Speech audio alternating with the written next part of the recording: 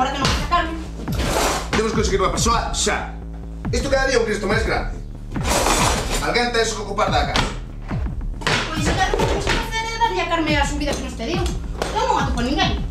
As reivindicacións históricas que temos para o emprego doméstico é un dereito de desemprego, un dereito a cobrar a baixa desde o segundo ou terceiro día, como calquer outro traballador ou traballadora do réximen xeral da Seguridade Social, contratación e alta desde a primeira hora traballada, o recoñecemento da enfermedade profesional, o recoñecemento de accidente de traballo, porque non se nos aplica a lei de riscos laborais e, sobre todo, o tema dos salarios, os salarios que, na verdade, son bastante mínimos e o que pretendemos é que se parte de uns baremos comuns aceptables para que a xente pode vivir dignamente.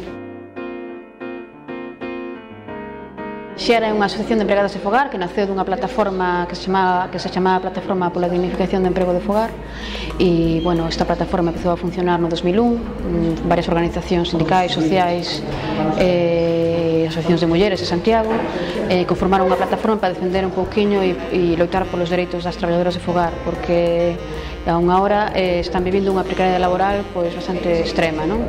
Entonces, a partir de aí se fixeron varias actuacións, como recollida de sinaturas, 6.000 sinaturas, se foi con esas sinaturas ao Parlamento, se presentaron as principais forzas políticas e se chegaron a un acordo parlamentario a nivel autonómico para traballar sobre un cambio de lei, non? Despois, máis adiante, se presentou a nivel estatal e se chegou a outro acordo parlamentario para intentar cambiar a lei. Nos loitamos para que as mulleres e os homes sexan iguales algún día.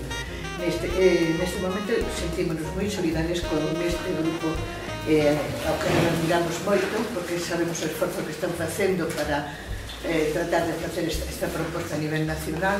Apoiamos totalmente as súas reivindicacións, porque me parece que son mulleres que axudan a mulleres, e iso é moi importante.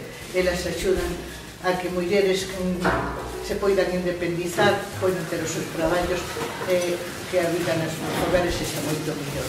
Está registrado que hai 700.000 familias que teñen empregada de fogar, entón podes votar a conta. Nós o que pretendemos a nivel aquí é un pouco mover todas as empregadas de fogar en Galicia, non? Sei que somos a única asociación que hai e temos un obxectivo, non temos moita capacidade porque somos poucos, pero temos moitas ganas, a xente somos moi activos en ese sentido, creemos no que facemos, non? Entón eso xa nos axuda tamén a tal.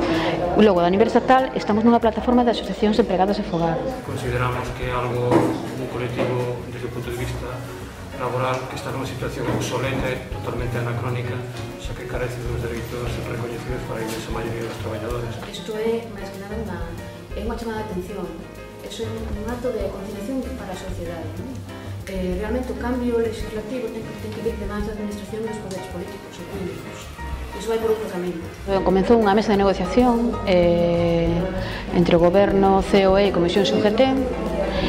A verdade é que as organizacións de empregadas de fogar que estamos traballando pois non nos sentimos representados en absoluto, incluso hai sindicatos que deberían estar nesa mesa de negociación e non están, como é a CIGA, por exemplo, e outros sindicatos nacionalistas, e, bueno, empezaron a falar dunha lei, non chegaron a ninguna conclusión, pretendían facer uns cambios mínimos e insuficientes que non nos parecían suficientes, como, bueno, pretendían facer uns cambios aquí a 13 anos, o dereito a desemprego quedaba xa non sei para cando, o da baixa era imposible, cambiaban cousiñas, realmente cambiaban cousiñas que non lles costaban moitos cartos.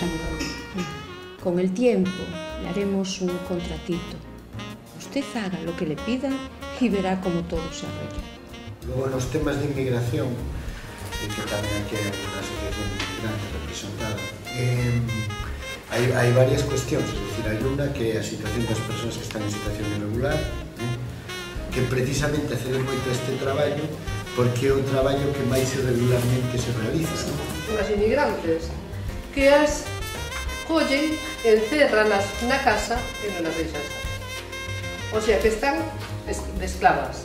A lei é mínima, é insuficiente, é obsoleta, pero as condicións sociais que se dan ainda son peor que a lei. Hai un tema moi importante que impide, sobre todo para mobilizarse a maioría das mulleres, que é o da corresponsabilidade familiar, non? Cando hai fillos, pois, non teñen tempo. Ou son xornadas de traballo moi longas, e logo está a familia e todo eso, e impiden tamén que que se organizan. Non hai a costume de que as mulleres vayan a asociacións. Ainda vivimos un pouco no tema ese de que as mulleres están mellor na casa. Se dá moito eso, ainda que logo a nivel de imaxe, a nivel de tal, parece que non, que se avanzou moito, non se avanzou tanto. A realidade dice outra cousa. Eu xa a coñezo, fun a un par de xuntanzas e voume facer socia. Vaite por ali un día destes. E mira, cando se xuntan? Os últimos xoves de cada mes.